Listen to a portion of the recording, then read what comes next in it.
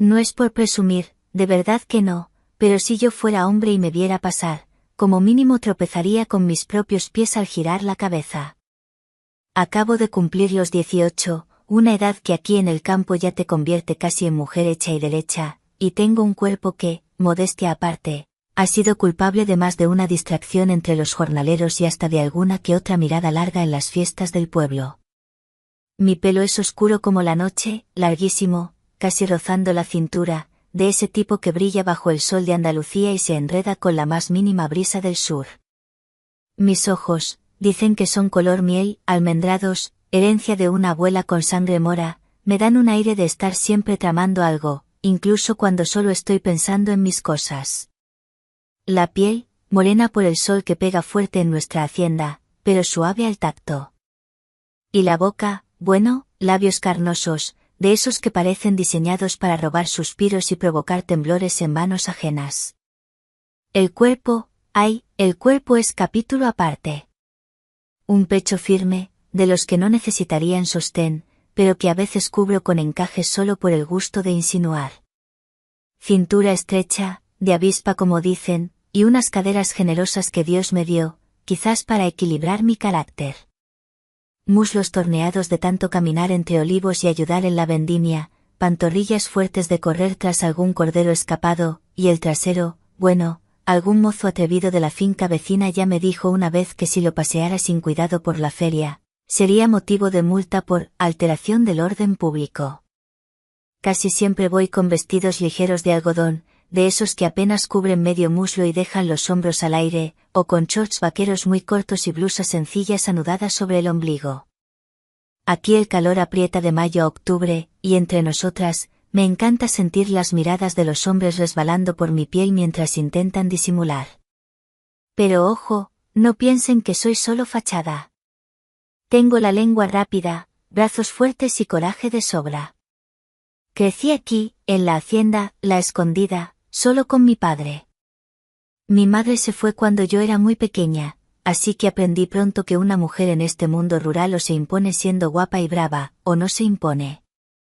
Y en eso, sin ninguna modestia, soy las dos cosas. Mi padre tenía un capataz, Mateo.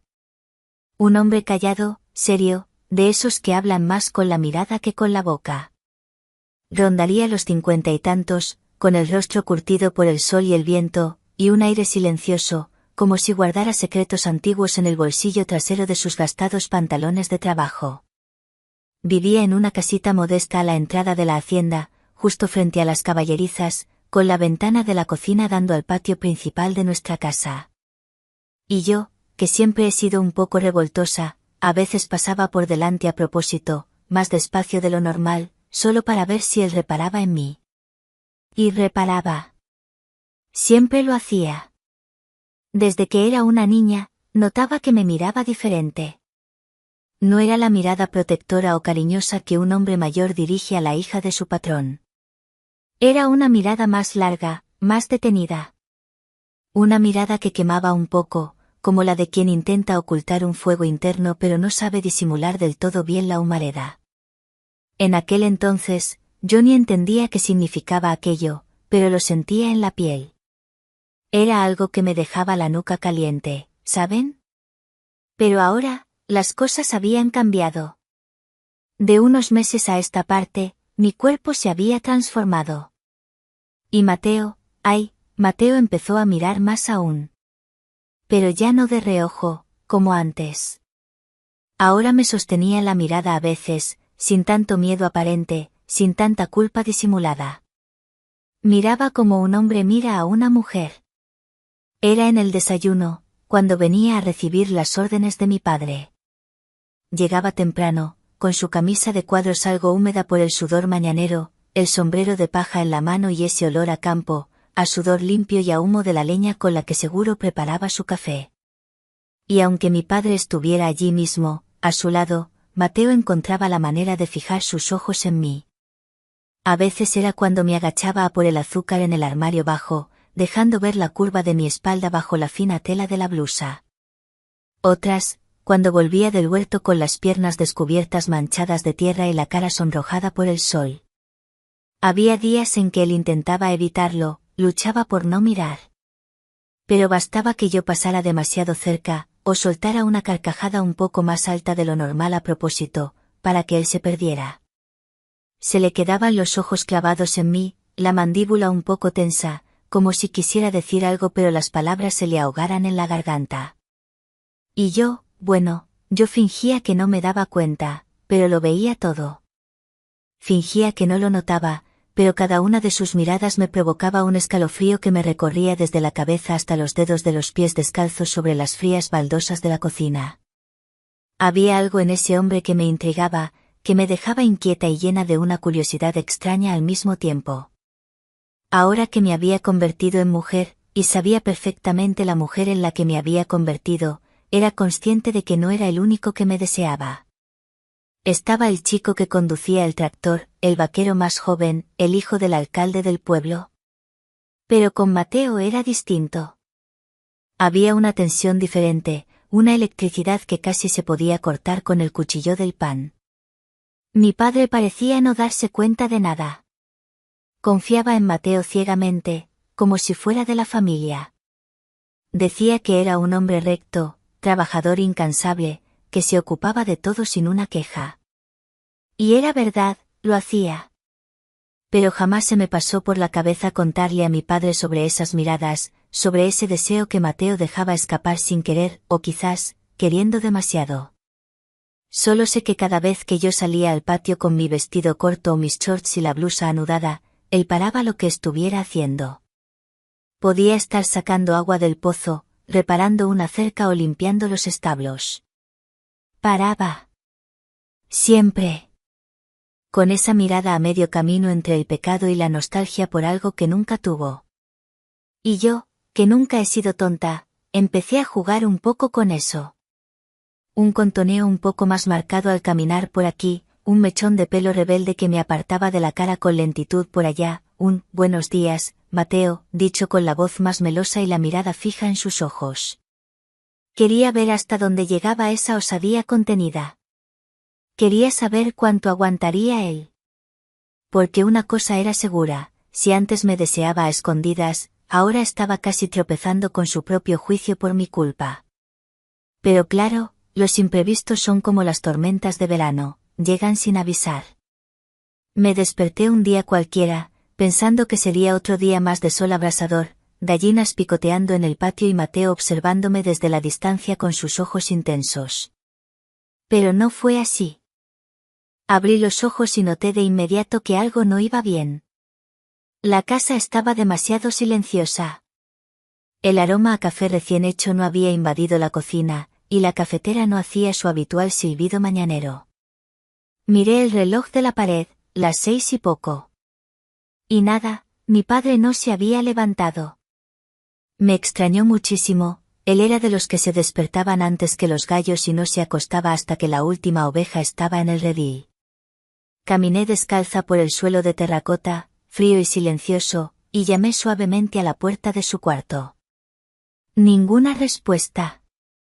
Empujé la puerta despacio, ya con una opresión en el pecho. Allí estaba él, encogido bajo las mantas, sudando como si acabara de correr una maratón y con la cara roja como un pimiento morrón. «Papá», llamé, acercándome. Abrió los ojos con lentitud, la voz pastosa, tosiendo entre palabras. «Estoy fastidiado, hija. Me duele todo el cuerpo, la cabeza parece que va a estallar». Al instante supe que era una de esas gripes fuertes, de las que tumban al roble más fuerte. Mi padre, que era más resistente que un toro de lidia, estaba allí, vencido por un maldito virus. Me quedé parada un segundo, respirando hondo mientras él volvía a cerrar los ojos, murmurando algo ininteligible. Y entonces, caí en la cuenta, la responsabilidad ahora era mía. La hacienda no se iba a detener porque mi padre estuviera en cama. Había que ordeñar las cabras, dar de comer a los caballos, revisar el riego de los olivos, recoger los huevos. Trabajo de sol a sol. ¿Y quién iba a tener que hacerlo todo? Yo misma. Tranquilo, papá. Tú descansa, que yo me ocupo de todo, dije, intentando sonar firme, aunque por dentro ya estaba calculando la montaña de trabajo que me esperaba. Bajé a la cocina, me recogí el pelo en un moño desordenado, me lavé la cara con agua fría para espabilarme del todo y empecé el día. Preparé café, le llevé una taza a mi padre, le puse un paño húmedo en la frente y salí directa al patio. Los animales ya estaban alborotados. Las cabras balaban pidiendo el ordeño, los caballos relinchaban en el establo, y el perro ladraba a la cancela como si viera fantasmas. La vida en el campo no espera a nadie. Fue entonces cuando me di cuenta de que tendría que llamar a Mateo. Él conocía cada palmo de esta tierra, cada animal, cada acequia. Para bien o para mal, era el brazo derecho de mi padre. Si quería que todo siguiera funcionando hasta que papá se recuperara, lo necesitaría. Pero pedirle ayuda a Mateo, ahora, era otra historia. Porque yo sabía cómo me miraba ese hombre. Y ahora, con mi padre enfermo y yo sola al mando de la situación, la cosa se iba a complicar. Tendría más tiempo conmigo, más oportunidades de acercarse. Y yo no sabía si tenía miedo de eso, o si en el fondo, una parte de mí lo deseaba. Respiré hondo, me tragué el orgullo y caminé hasta la cancela. De la chimenea de su casita ya salía un hilillo de humo, señal de que estaba despierto. Llamé a la puerta con los nudillos, 2 veces. Pronto apareció en el umbral. Y en cuanto abrió la puerta, sentí el peso de su mirada. Fue automático, instintivo. Descarado, incluso. De ese tipo de mirada que ya ni intenta disimular. Mateo bajó los ojos directamente hacia mi pecho, como atraído por un imán invisible. Yo llevaba puesto un camisón ligero de algodón blanco, lo primero que había encontrado al levantarme a toda prisa. Era fino, muy fino, y con el calor que ya empezaba a hacer y la humedad de la noche, se me pegaba al cuerpo marcando cada curva. Y cuando digo cada curva, es cada curva. Sin nada debajo, claro, porque me había levantado de sopetón. El resultado era un contorno perfectamente dibujado de mis pechos, firmes, con los botones naturales endurecidos por el frescor del suelo bajo mis pies descalzos, destacando bajo la tela translúcida. Mateo lo vio. Vaya si lo vio. Sus ojos se quedaron fijos allí un par de segundos que me parecieron eternos. No necesitó decir nada. Vi cómo se le dilataban las pupilas, cómo apretaba la mandíbula y cómo se le inflaba el pecho en un suspiro contenido. Cuando se dio cuenta de que yo lo había notado, porque lo noté, y me quedé quieta, observando al descarado, desvió la mirada rápidamente, intentando parecer casual.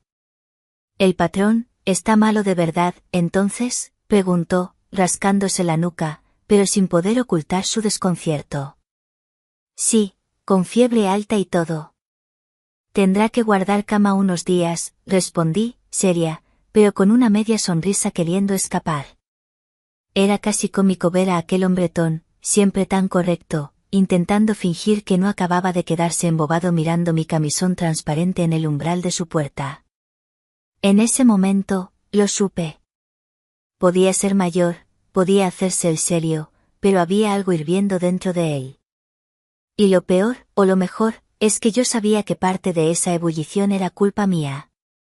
«No se preocupe, señorita Isabella. Ahora mismo subo y me pongo con las faenas». «No tiene que preocuparse por nada, yo me encargo de todo», dijo, con ese tono medio firme, medio arrastrado, que pretendía ser normal pero no lo era. Pero antes de darse la vuelta, el modo en que me miró fue de todo menos profesional. Me recorrió de arriba abajo con una mirada lenta, perezosa, cargada de intención oculta. Era como si cada centímetro de mi cuerpo pasara una inspección silenciosa y exhaustiva. Empezó por la cara, pasó por el cuello, se detuvo fugazmente en el escote que insinuaba el camisón, bajó por mi vientre plano y se paró un instante en la curva de mis caderas, como quien mide un terreno antes de sembrar. Yo me quedé allí, quieta, con una mano en la cintura, fingiendo que no me daba cuenta de nada, pero con el corazón latiendo al ritmo de las campanas de la iglesia del pueblo en día de fiesta. Mateo no hablaba mucho, pero cuando miraba así, lo decía todo. Se ajustó el ala de su sombrero de paja, hizo un leve gesto de asentimiento con la cabeza y se dirigió hacia los establos. Yo me quedé unos segundos mirando su espalda ancha, su caminar pausado, con ese aire tranquilo de quien conoce bien el terreno que pisa. Los vaqueros gastados marcando sus muslos fuertes, las botas levantando un poco de polvo del camino y el sol de la mañana empezando a dorar su nuca. Una estampa viva del campo andaluz. Suspiré y volví hacia la casa principal, con un pensamiento martilleándome en la cabeza. Ahora era yo quien tendría que llevarle el almuerzo al campo. Y supe, en ese instante, que los días siguientes en la hacienda no serían como los demás. Algo había empezado a moverse, y yo no estaba segura de querer detenerlo. Los primeros rayos de sol apenas doraban las tejas viejas de la hacienda y yo ya estaba en pie, sintiendo el peso de la responsabilidad sobre mis hombros aún jóvenes. La casa seguía en silencio, rota solo por la tos ahogada de mi padre que venía de su habitación. Le preparé un caldo ligero y unas hierbas que la vieja Remedios, la curandera del pueblo, nos había enseñado para la fiebre, y se lo dejé en la mesilla con un beso en la frente ardiente. Luego, salí al patio.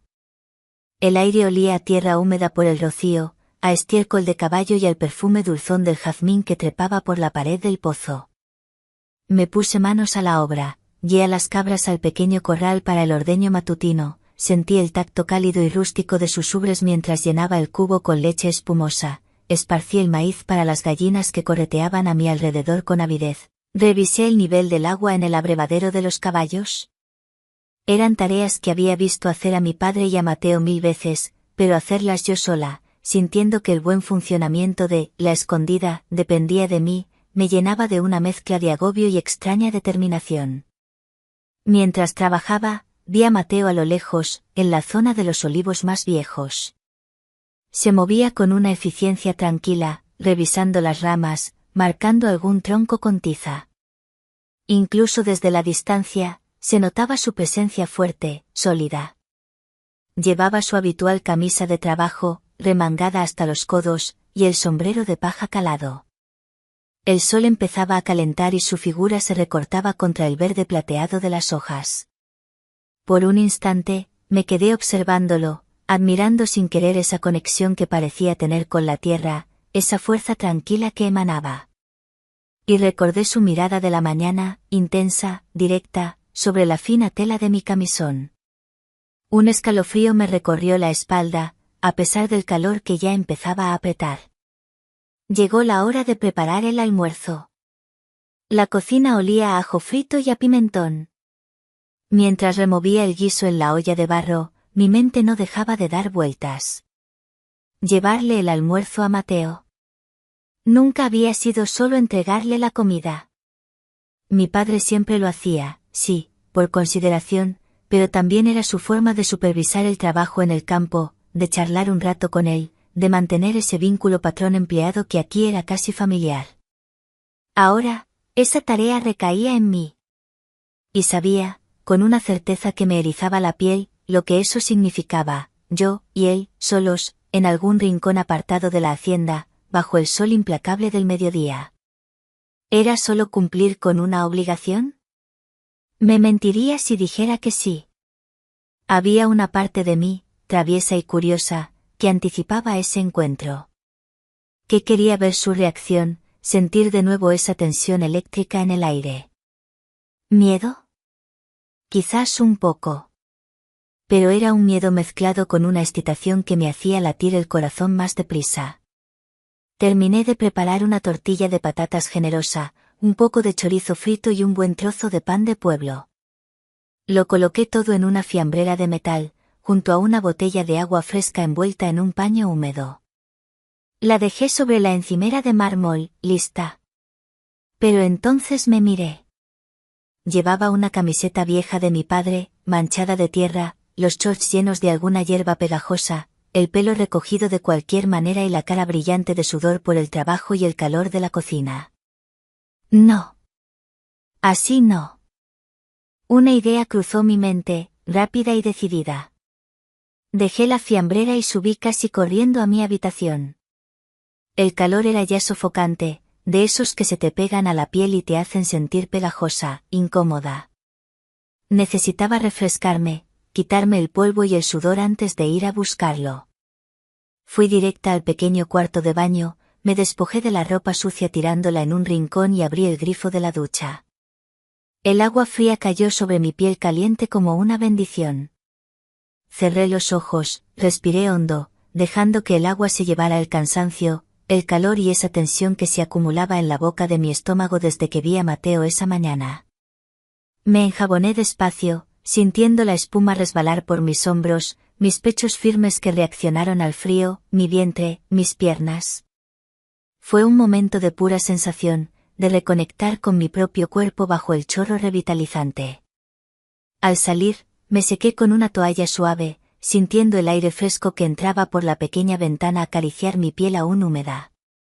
Me puse un poco de crema hidratante con olor a lavanda en los brazos y las piernas, solo para sentirme más suave, más cuidada.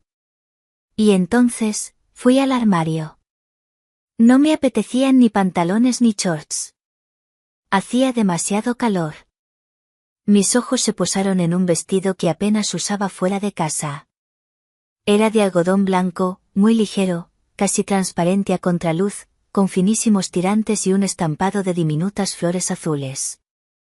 Era corto, muy corto, terminaba a medio muslo, y tenía ese aire inocente que contrastaba terriblemente con las intenciones que empezaban a florecer en mi cabeza.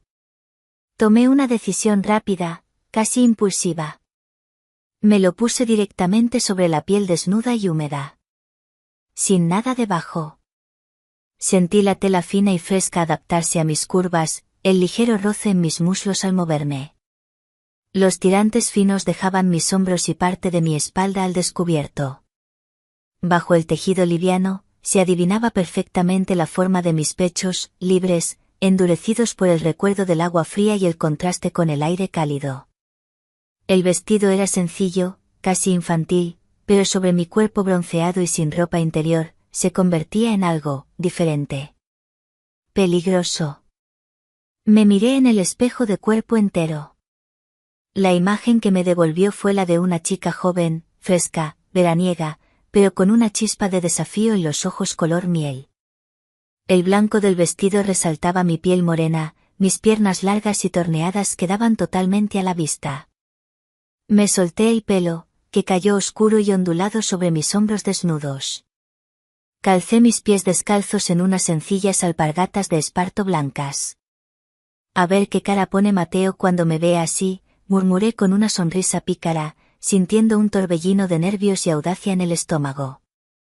Cogí la fiambrera y la botella de agua, y salí de la casa hacia el sol cegador del mediodía. Caminé por el sendero de tierra que llevaba a los olivares, sintiendo el calor subir del suelo, el canto insistente de las cigarras taladrando el aire. Cada paso era una mezcla de sensaciones, el sol quemando mis hombros desnudos, la leve brisa haciendo bailar el bajo del vestido alrededor de mis muslos, la tela fina rozando mi piel sensible, la sensación de libertad y vulnerabilidad al no llevar nada debajo, y sobre todo, la conciencia aguda de mi propio cuerpo y del efecto que, esperaba, iba a causar. Era como caminar sobre brasas, excitante y arriesgado. Lo encontré cerca del viejo cobertizo donde guardaban las herramientas, a la sombra de un algarrobo centenario. Estaba de espaldas a mí, bebiendo agua de un botijo de barro, con la camisa desabrochada y pegada a la espalda por el sudor. El sol dibujaba sombras en los músculos de sus brazos y su cuello. El aire olía a tierra seca, a aceite de las máquinas y a ese olor masculino, mezcla de sudor y trabajo, que siempre me había parecido extrañamente atrayente en él. Me acerqué despacio, mis alpargatas apenas haciendo ruido sobre la tierra seca. Mateo, dije en voz baja, pero lo suficientemente alta para que me oyera por encima del canto de las cigarras. Él se giró. ¿Y entonces? Dios mío, su reacción fue exactamente la que había imaginado, o quizás incluso más intensa. Se quedó petrificado. Literalmente. El botijo a medio camino de sus labios, el agua goteando sobre su pecho desnudo. Sus ojos se clavaron en mí. Primero en mi cara, un reconocimiento rápido, y luego bajaron. Y no volvieron a subir por un larguísimo instante. Vi, casi a cámara lenta, como su mirada me devoraba. Recorrió mis hombros desnudos, se detuvo en la curva de mi clavícula, bajó por el contorno que insinuaba el fino algodón blanco sobre mis pechos, siguió la línea de mi cintura, y se perdió en mis piernas descubiertas por el vestido corto. Pude oír su respiración entrecortada, ver cómo tragaba saliva con dificultad y cómo su mandíbula se tensaba bajo la piel curtida. Sus nudillos se pusieron blancos al apretar el asa del botijo. «¿Qué calor hace hoy, Mateo?», solté, intentando que mi voz sonara natural, casual, como si no me diera cuenta del incendio que acababa de provocar en sus ojos. Le costó responder. Carraspeó, apartó la mirada un segundo hacia los olivos, como buscando un punto de anclaje, y luego volvió a mirarme, aunque esta vez intentando fijarse solo en mi cara. «Ese sí, mucho calor, señorita Isabella», dijo, la voz ronca, un poco más grave de lo normal. ¿Ya es la hora del almuerzo? Sí, aquí te traigo algo, dije, extendiéndole la fiambrera. Nuestros dedos se rozaron cuando la cogió. Fue un contacto mínimo, fugaz, pero sentí una corriente eléctrica recorrer mi brazo. Él también debió sentirla, porque retiró la mano bruscamente, como si se hubiera quemado. Nos quedamos un momento en silencio, mirándonos. Sus ojos ya no intentaban disimular.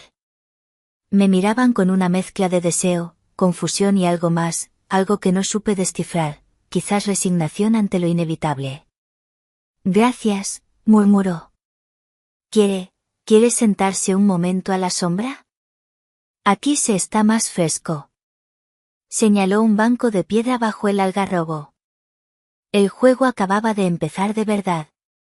Y el tablero era la hacienda entera, bajo el sol abrasador del mediodía andaluz. Y yo tenía la sensación de que acababa de mover una pieza muy peligrosa. Acepté su invitación con un leve asentimiento, intentando que mi sonrisa no delatara el torbellino que sentía por dentro. Me senté en el banco de piedra, que aún conservaba algo de frescor en la sombra densa del viejo algarrobo. Elegí el extremo, dejando un espacio entre nosotros, pero al sentarme, crucé las piernas con una lentitud estudiada, asegurándome de que el ligero vestido blanco se deslizara un poco más arriba por mi muslo. Alisé la tela con la palma de la mano, un gesto casual, pero sentí sus ojos seguir el movimiento. Él se sentó en el otro extremo, dejando la fiambrera entre nosotros como una especie de barrera tácita. El silencio se llenó con el zumbido hipnótico de las cigarras y el sonido de Mateo abriendo la fiambrera. El olor de la tortilla recién hecha y el chorizo frito se mezcló con el aroma seco de la tierra y el olor personal de Mateo, esa mezcla de sudor, tabaco de liar y algo más indefinible, puramente masculino, que me inquietaba y atraía a partes iguales. Comenzó a comer con apetito, pero no con prisas. Cortaba trozos de tortilla con el borde de su navaja de trabajo, los ensartaba y se los llevaba a la boca, masticando despacio. Pero sus ojos no estaban solo en la comida. Mientras comía, me lanzaba miradas furtivas, rápidas, que recorrían mi vestido, mis piernas cruzadas, mis hombros desnudos bajo el sol filtrado por las hojas. Yo sostenía alguna de esas miradas, solo un segundo, antes de bajarla con fingida timidez, jugando con uno de los finos tirantes de mi vestido. «Está buenísima, señorita Isabella», dijo de repente, rompiendo el silencio. Su voz sonó un poco ahogada. Hacía tiempo que no probaba una tortilla así de jugosa. «Me alegro de que te guste, Mateo», respondí, inclinándome ligeramente hacia adelante, apoyando los codos en las rodillas, consciente de que el escote del vestido podía insinuar más de lo debido con ese movimiento. «¿El trabajo va bien? ¿Los olivos están sanos este año?» Él asintió, tragando un trozo de pan. «Sí, parece que la cosecha será buena si el tiempo acompaña. Aunque hay que estar pendiente de la mosca, siempre da problemas». Hablaba del campo, de plagas, de riego, pero su mirada volvía una y otra vez a mí, como si yo fuera un paisaje mucho más interesante que los cientos de olivos que nos rodeaban. «Tiene usted buena mano para la cocina, señorita», añadió, después de un momento, mirándome directamente a los ojos esta vez. «Y seguro que para otras cosas también». La frase quedó flotando en el aire denso y caliente. Una insinuación directa, disfrazada de cumplido campechano. Sentí como el color subía a mis mejillas, pero no aparté la mirada. Sostuve la suya, dejando que viera la chispa de desafío, de complicidad, que se encendía en mis ojos. Una de mis alpargatas blancas se deslizó de mi pie derecho, dejando mi pie desnudo descansando sobre la piedra fresca del banco. Vi cómo sus ojos bajaron fugazmente hacia mi pie, deteniéndose un instante en el tobillo fino, antes de volver a mi cara. La conversación se volvió más escasa. Las pausas se alargaban, cargadas de electricidad. El zumbido de las cigarras parecía amplificar la tensión. Ya no había nerviosismo, al menos no del todo. Había una conciencia mutua de la atracción que vibraba entre nosotros, una atracción peligrosa, prohibida por las circunstancias, por la edad, por la posición de cada uno, pero innegable. Él terminó de comer en silencio, limpió la navaja en un trozo de pan y cerró la fiambrera con un chasquido metálico que resonó en la quietud. Se reclinó un poco en el banco, sacó una pequeña bolsa de tabaco y un librillo de papel de fumar de su bolsillo. Con dedos torpes pero precisos, comenzó a liar un cigarrillo. Lo observé fascinada. Sus manos grandes, curtidas por el trabajo, con las uñas cortas y limpias pero con la piel marcada por el sol y las herramientas, moviéndose con una destreza inesperada. Era un gesto cotidiano, simple, pero en ese momento, bajo esa tensión, me pareció increíblemente íntimo. Encendió el cigarrillo con un viejo mechero de yesca, dio una calada profunda y soltó el humo lentamente. El olor acre del tabaco negro se mezcló con los demás aromas del mediodía. A veces, dijo él, mirando la punta encendida del cigarro, como si hablara consigo mismo, hay cosas que parecen sencillas, pero tienen su maña. Como podar un árbol viejo o arreglar un nudo que se resiste.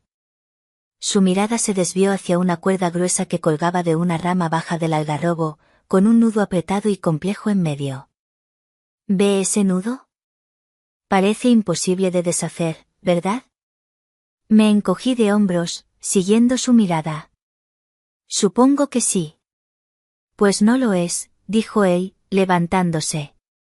Dejó el cigarrillo a medio consumir sobre el banco y se acercó a la cuerda. Todo tiene su truco.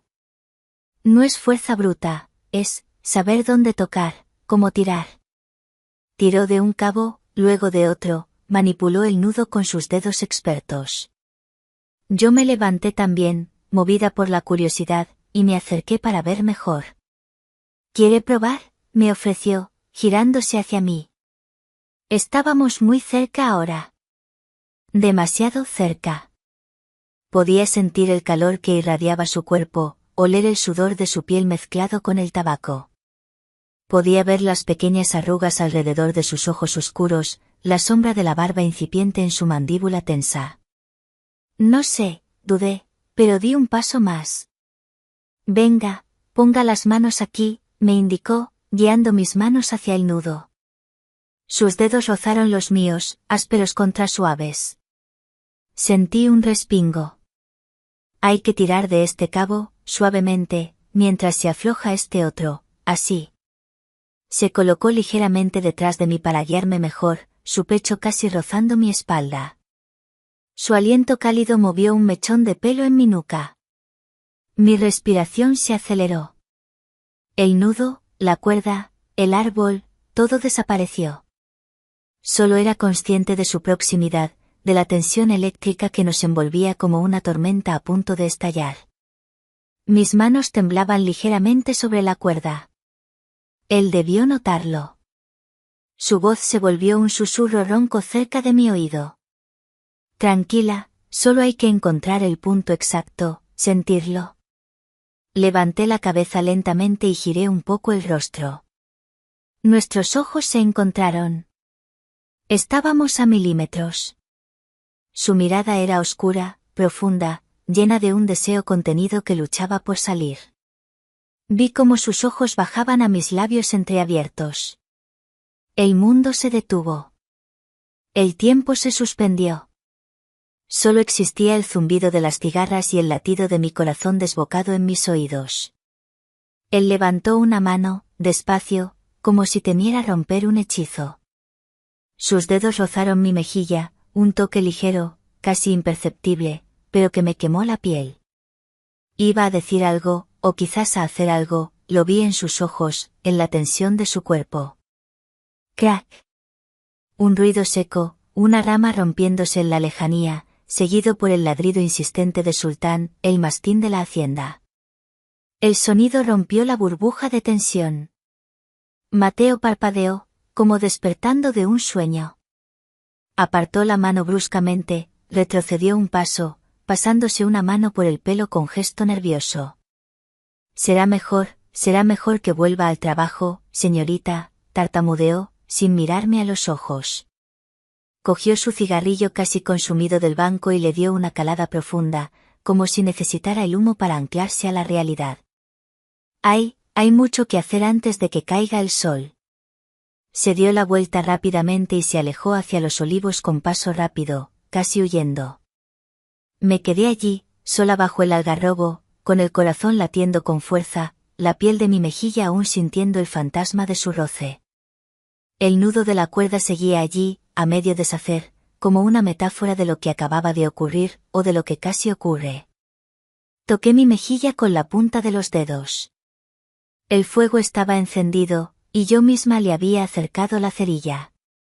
La pregunta ahora era, ¿sería capaz de controlarlo, o acabaría quemándome con él? La sensación del, casi, era más potente, más embriagadora y peligrosa que cualquier certeza. Y una parte de mí, la más imprudente, ya estaba deseando que llegara el día siguiente. El resto de aquel día y la mañana siguiente transcurrieron bajo una capa de tensión casi palpable. Mateo me evitaba. Si nuestros caminos se cruzaban en el patio o cerca de los corrales, él bajaba la mirada, murmuraba un, con permiso, señorita, casi inaudible y se escabullía rápidamente. Trabajaba con una concentración feroz, casi agresiva, como si intentara ahogar en sudor y esfuerzo físico el recuerdo de lo que casi había sucedido bajo el algarrobo. El aire entre nosotros estaba cargado, no solo de deseo no dicho, sino ahora también de una torpeza palpable, de miedo por su parte y, por la mía, una especie de audacia frustrada que crecía con cada mirada esquiva. Su retirada, sin embargo, no hizo más que avivar mi determinación. Sentí un extraño cambio en la dinámica, su miedo me daba una sensación de poder que no había buscado, pero que no estaba dispuesta a ignorar. No iba a permitir que esa electricidad que habíamos sentido se disipara en silencios incómodos. Así que empecé, sutilmente al principio, a buscarlo yo. Encontraba excusas para ir a la zona donde él estaba trabajando. ¿Has visto a Sultán, Mateo? No lo encuentro.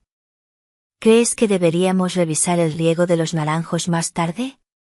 Y sí, quizás elegía mi ropa con un poco más de cuidado esos días, optando por vestidos que se movían con gracia al caminar o blusas que dejaban entrever la curva de mis hombros, sabiendo que, aunque intentara no mirar, él lo haría. Una tarde, el calor era especialmente sofocante. El sol golpeaba la tierra agrietada y el aire vibraba como la cuerda de una guitarra tensa. Mi padre seguía débil, aunque parecía mejorar lentamente. Se me ocurrió una excusa perfecta para buscar a Mateo y, al mismo tiempo, escapar del calor asfixiante del exterior. Necesitaba buscar unas botellas de vino añejo que mi padre guardaba en la parte más profunda de la bodega para una ocasión especial que se acercaba. Era una tarea que requería fuerza para mover alguna caja y, sobre todo, conocimiento de dónde guardaba mi padre sus tesoros. Lo encontré cerca de los establos, reparando una montura con el ceño fruncido. Me acerqué con paso decidido. Mateo, llamé.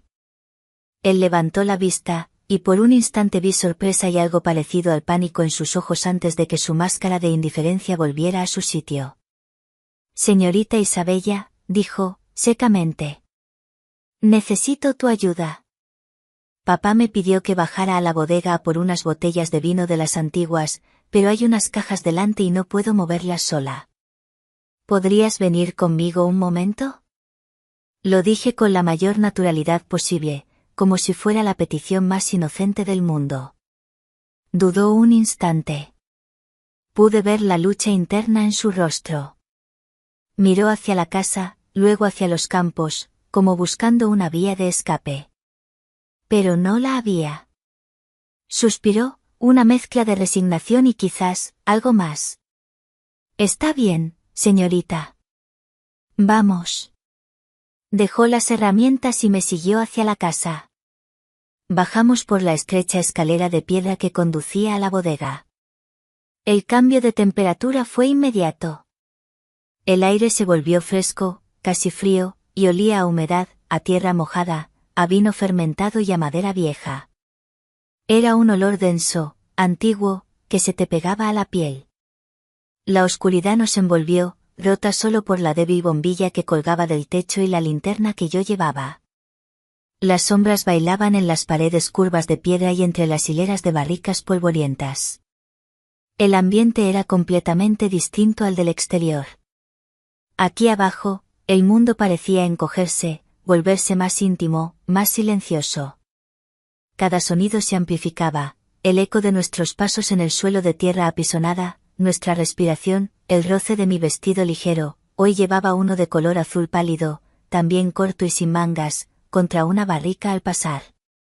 Creo que están por aquí, al fondo, dije, iluminando con la linterna una zona apartada, donde se apilaban cajas viejas y botellas cubiertas de telarañas. Tuvimos que avanzar por un pasillo estrecho, flanqueado por enormes barricas. Nuestros cuerpos rozaron varias veces inevitablemente. Sentí la dureza de su brazo contra mi hombro desnudo, el calor que emanaba de él a pesar del frescor de la bodega. Él se tensaba cada vez que nos tocábamos, por leve que fuera el contacto. «Son esas cajas de ahí», señalé. Eran pesadas, de madera maciza. Mateo se acercó y, sin decir palabra, las levantó una a una con facilidad, sus músculos marcándose bajo la fina camisa de trabajo. Mientras lo hacía, yo me quedé muy cerca, sosteniendo la linterna, para que viera bien.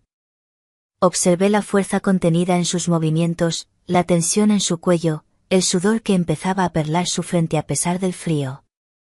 Detrás de las cajas, encontramos las botellas. Estaban cubiertas de polvo. Tendré que limpiarlas un poco, dije, más para mí misma que para él. Cogí una botella y busqué un trapo en un estante cercano. Al girarme, tropecé, o fingí tropezar, con una piedra suelta del suelo. Solté un pequeño grito y me tambaleé. Al instante, las manos de Mateo estaban en mi cintura, firmes, sujetándome para que no cayera. Su rostro quedó a centímetros del mío. Nuestros ojos se encontraron en la penumbra. Podía sentir su aliento en mi cara, ver el brillo oscuro de sus pupilas dilatadas. Su agarre era fuerte, casi posesivo. No me soltó de inmediato. Su pulgar acarició, quizás sin querer, la curva de mi cintura sobre la fina tela del vestido. Gracias, susurré, la voz temblorosa. Él no dijo nada. Solo me miró, con una intensidad que me atravesó. Podía sentir el temblor de sus manos. Su resistencia, esa barrera que había intentado mantener, se estaba desmoronando visiblemente. ¿Por qué me evitas, Mateo?, pregunté en voz baja, mirándolo directamente a los ojos, desafiante. ¿Por lo del otro día? Su mandíbula se tensó.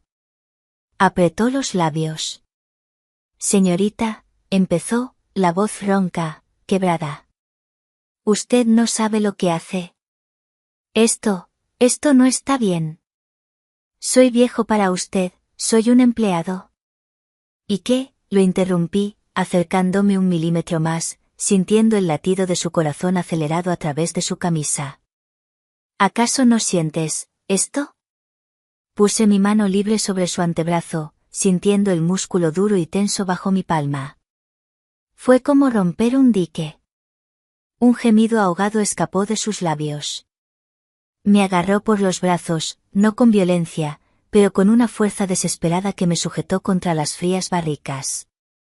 Su rostro se acercó al mío, sus ojos buscando los míos en la oscuridad, llenos de una mezcla de deseo, angustia y rendición.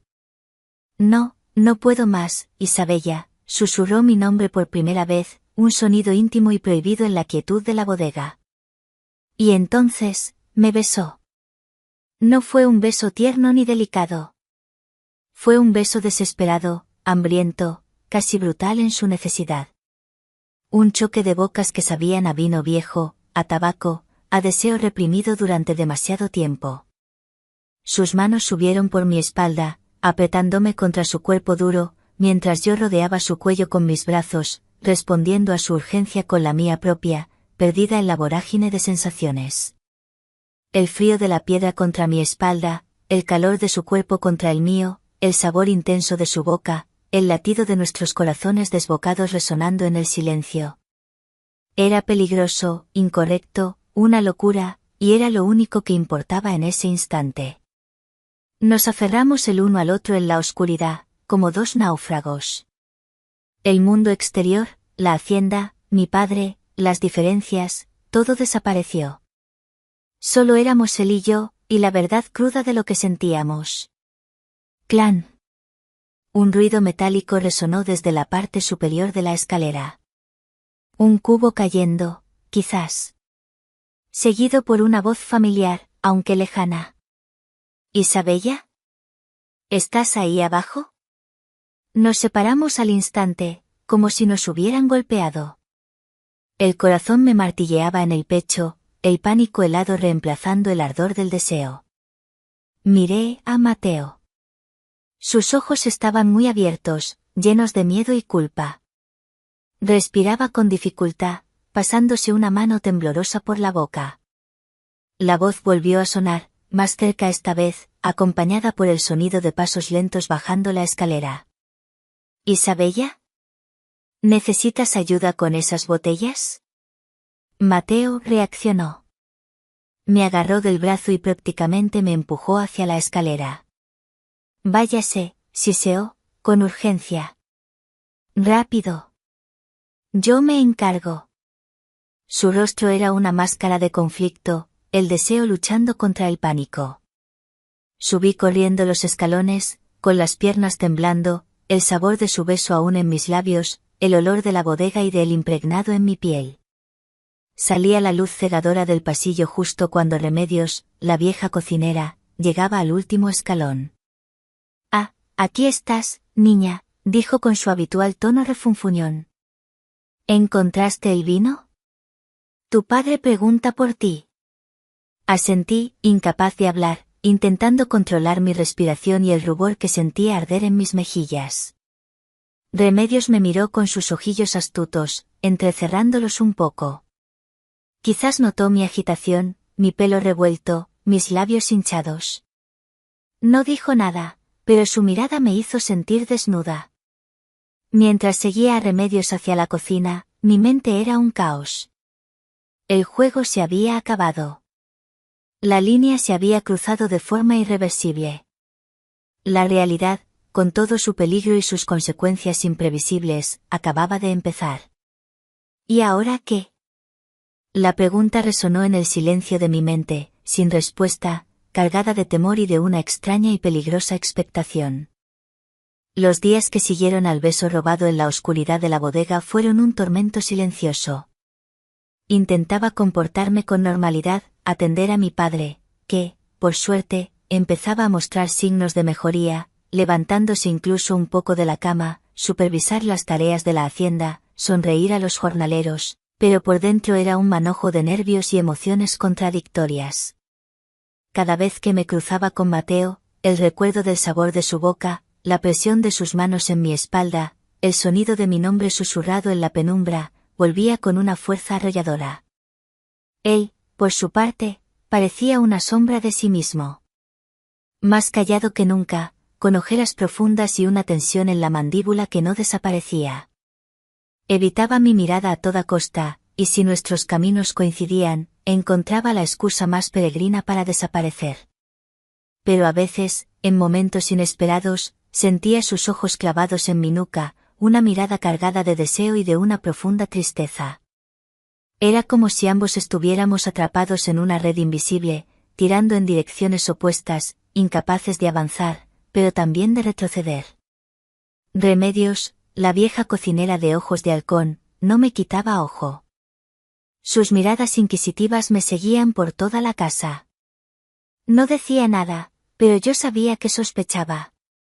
Quizás vio más de lo que creía aquel día al salir de la bodega, quizás ampliamente su intuición femenina, afinada por décadas de observar la vida en La Escondida, le decía que algo grave estaba ocurriendo entre la joven señorita y el capataz. Su vigilancia silenciosa añadía una capa más de angustia a la situación. Una noche, no pude más. La incertidumbre, el miedo y el deseo reprimido eran una mezcla insoportable. Mi padre ya dormía, la casa estaba en silencio. Me deslicé fuera, descalza, con solo un chal ligero sobre mi camisón. La luna llena bañaba el patio con una luz fantasmal, creando sombras alargadas y misteriosas. Sabía dónde encontraría a Mateo a esas horas. Solía sentarse en un banco de piedra cerca de las cuadras, fumando un último cigarrillo antes de retirarse a su casita. Lo vi allí, tal como esperaba. Su silueta recortada contra la pared encalada, la pequeña brasa roja de su cigarrillo brillando en la oscuridad. Me acerqué en silencio, el corazón latiéndome con fuerza contra las costillas. Él levantó la cabeza al oír mis pasos sobre la grava fina. Pude ver sorpresa en sus ojos, seguida de una profunda congoja. Mateo, susurré, deteniéndome a unos pasos de él. ¿Tenemos que hablar? Él tiró el cigarrillo al suelo y lo aplastó con la bota. Se pasó las manos por el pelo, un gesto de pura desesperación. Isabella, por favor, su voz era un ruego ronco. Vuelva a la casa. Esto es una locura. No podemos. No podemos ¿qué, Mateo? Lo interrumpí, acercándome más, sintiendo la atracción magnética que nos unía a pesar de todo. ¿No podemos sentir? ¿No podemos desearnos? Somos de mundos distintos, exclamó él, golpeando el banco con el puño. Yo podría ser su padre. Trabajo para el suyo. ¿Si él se entera? Dios mío, ¿si se entera? Me echaría de aquí a patadas, y con razón. Y usted quedaría marcada para siempre en este maldito pueblo. ¿Y si no me importa? Dije, la voz temblorosa pero firme. Di un paso más, quedando justo frente a él. La luz de la luna iluminaba su rostro atormentado. Quizás estoy cansada de hacer lo que se espera de mí. Quizás lo que siento por ti es más fuerte que el miedo. Él me miró, sus ojos oscuros brillando con una mezcla de incredulidad y un dolor profundo. Levantó una mano, como si quisiera tocarme, pero la dejó caer a medio camino. No diga eso, Isabella. No sabe lo que dice. Esto solo nos traerá desgracias a los dos. Sobre todo a usted. Yo tengo que protegerla. Incluso de mí mismo. Su voz se quebró al final. Lo mejor será, que me vaya de La Escondida. Mañana mismo hablaré con su padre, inventaré una excusa. No, exclamé, el pánico apoderándose de mí ante la idea de perderlo. No puedes irte, Mateo. No quiero que te vayas. Estaba a punto de añadir algo más, de suplicarle, de confesarle la profundidad de mis sentimientos confusos pero intensos, cuando una sombra se separó de la oscuridad cercana al pozo. Una figura envuelta en un mantón oscuro avanzó hacia nosotros. Mi corazón dio un vuelco. Era Remedios. Se detuvo a unos metros, su rostro arrugado impasible bajo la luz de la luna, pero sus ojos fijos en nosotros con una intensidad que helaba la sangre. No había sorpresa en su mirada, solo una profunda tristeza y una especie de advertencia. Sabía que algo oscuro se estaba cociendo, dijo Remedios, su voz grave resonando en el silencio de la noche. No sonaba enfadada, sino terriblemente seria. Niña, me miró a mí, eres joven, no mides el peligro. Pero esta senda solo lleva al precipicio. Luego se volvió hacia Mateo, y su mirada se endureció. ¿Y tú, Mateo? Con tus años, deberías haber tenido más juicio. El patrón confía en ti ciegamente. Mateo bajó la cabeza, incapaz de sostener la mirada acusadora de la vieja cocinera. Yo me sentí pequeña, culpable, expuesta bajo la luna y bajo la mirada de Remedios, que representaba la lealtad a mi padre, el orden de la hacienda, todo lo que estábamos poniendo en peligro. Remedios, empezó Mateo, pero ella lo cortó. Silencio, dijo, con una autoridad inesperada. Se acercó un paso más, y su voz bajó a un susurro cargado de misterio. Hay cosas que no sabéis. Cosas que el patrón nunca ha contado. Me miró fijamente. Tú menos que nadie, niña. ¿Nunca te has preguntado por qué se fue tu madre en realidad? Mi sangre se heló. Nadie hablaba nunca de mi madre. Era un tema tabú, un dolor antiguo que mi padre guardaba bajo llave. ¿O por qué Mateo llegó a esta hacienda hace tantos años, justo después, y por qué tu padre lo protege tanto? Miré a Mateo, buscando respuestas en su rostro. Estaba pálido como la cera, sus ojos muy abiertos, fijos en Remedios con una expresión de puro terror y reconocimiento. ¿Qué secreto terrible conectaba a Mateo, a mi madre ausente y a mi padre? Remedios nos dio la espalda, su figura oscura recortada contra la luna. Hay secretos en La Escondida, más profundos y peligrosos que un amor prohibido, dijo, antes de empezar a caminar lentamente hacia la casa. Y a veces, es mejor dejar que los muertos entierren a sus muertos. Nos dejó allí, solos en el patio iluminado por la luna, con sus palabras resonando en el aire como una sentencia. El beso, la pasión, el miedo a ser descubiertos, todo eso palideció de repente ante la sombra de un misterio mucho mayor, un secreto familiar que acababa de ser desenterrado y que amenazaba con cambiarlo todo. Miré a Mateo, pero él no me miraba a mí. Miraba hacia la oscuridad por donde Remedios había desaparecido, su rostro una máscara de angustia indescifrable. El futuro, que momentos antes parecía incierto pero cargado de una peligrosa posibilidad de pasión, ahora se abría como un abismo oscuro, lleno de preguntas sin respuesta y secretos familiares que olían a tragedia antigua. ¿Qué sabía Remedios? ¿Quién era realmente Mateo? ¿Y qué tenía que ver todo eso con la madre a la que apenas recordaba? La única certeza era que nada volvería a ser igual en La Escondida.